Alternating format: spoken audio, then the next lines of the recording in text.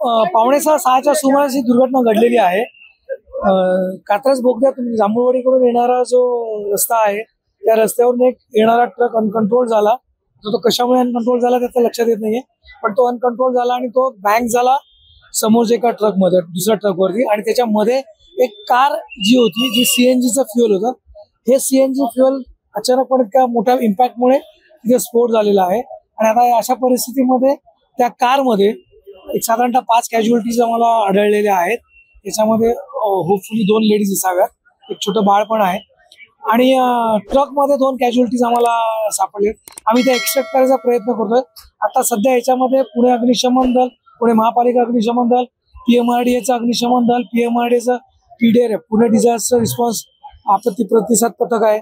असे जवळजवळ 50 ते 70 लोक आता सध्या कॉलवरती काम करतायत।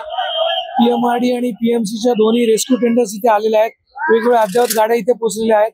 आणि आमचा पहिला प्रयत्न असा आहे की सगळं ट्रॅफिक क्लिअर करायचं आणि ते कॅज्युअलिटीज जेवढे आम्हाला फास्ट एक्स्ट्रॅक्ट करता येतील ते, पण ते पूर्ण चेमटलं असल्यामुळे कॅज्युअलिटीज काढण्याला खूप त्रास होतो।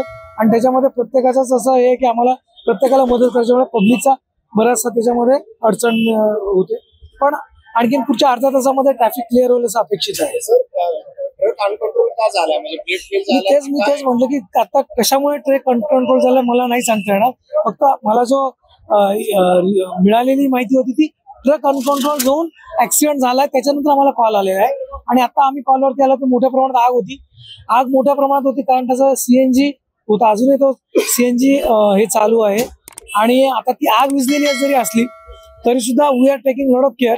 आता सध्या आमच्याकडे जवळ 7 ते 8 गाड्या इथे टोटल ऑन कॉल कंडिशन्स मध्ये आहेत।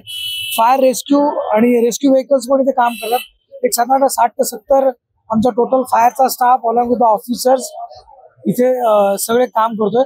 आणि आमची पहिली प्रायोरिटी आहे, कारण खूप मोठ्या प्रमाणामध्ये इन्सिडेंट्स घडलेला आहे, खूप मोठ्या प्रमाणामध्ये ट्रॅफिक पण झालेलं आहे। आम्हाला पहिले जखमींना कोणत्या हॉस्पिटलमध्ये नाही, जखमींना साधारणतः आकडा 20 असावा, परंतु याची इन्फॉर्मेशन तुम्हाला पोलिसांकडनं मिळू शकेल, कारण मी आता इथे काम करतोय, त्यामुळे मला त्याच्याबद्दल जास्त नाही सांगता येत।